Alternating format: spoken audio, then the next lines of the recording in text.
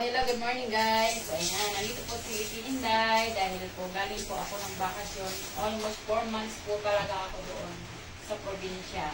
So sa aking province ang aking mama. At dahil 4 na buwan po ako hindi umuwi dahil ang bakasyon nga po. Pag-uwi ko po ng bahay ay sobra po talagang daming gawain. Yan. So straight po ako 1 linggo na nalilinis po talaga. Tapos nilalaban ko din po yung syempre, of course, yung mga labahan, mga marumit po dyan, mga cortina, yung nagpapalit po ako. Tapos, meron po ako na hindi po pwede palabas sa iba. Sa cortina din po. Actually po, nung December pa ito kinabit. So, dahil yung December ko lang kinabit at hindi naman napalitan, dahil nga yung mga dinakos ko lang naiwan. Ayan. So, labahan ko po talaga siya ngayon.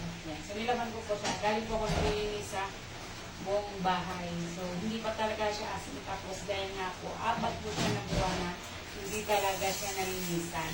No? So, dahil hindi nyo ay nandito po.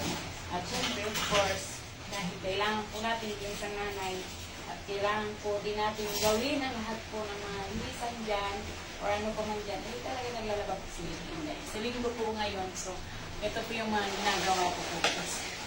So, hindi po ko siya talaga pinapalabas sa iba at ginabagot ko po siya talaga ito. Dahil ito nga po, ayaw kong matanggal ito.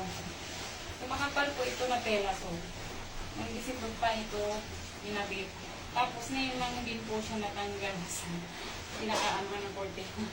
So, napakapakan ko lang talaga siya na apak-apak lang po tayo.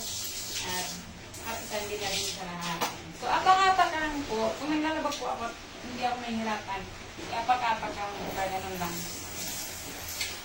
Ayan lang guys. Apak lang guys. Kasi, alam nyo, yung paa natin, basta nababad na yung ano natin, yung mga ginabad natin na damit. Yan. Mga cortina po. Kasi hindi naman po kaya talaga magpupwersa tayo sa aking kamay. So, ito po ang aking ano. Ito. Dalag na sinday ito. Ayan. So, ito nga o. May patipa. So, parang ganda niya talaga siya. Ganyan. Ang ganda niya guys. Ayan. Tapos, ayan o. Siya sa gitna o. O, diba? Ayan guys. Ginabad ko siya guys. Tignan ko ang ginagawa ni Itin guys. Pero yung mga damit naman po namin, ayan, so pinapalaban ko po sa iba. So, hindi ko rin talaga to siya winawashing. Gawa nga po na, meron nga po siyang pinakabilo.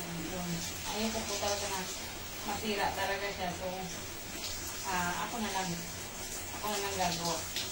Kasi dati guys, may negosyo ako. So, lahat ng gawain ng bahay, linis-linis lang at saka yung mga nilinis din ng aking kasama dito sa bahay, inuulit ko rin din po. So, ayun lang guys at happy Sunday everyone sa lahat.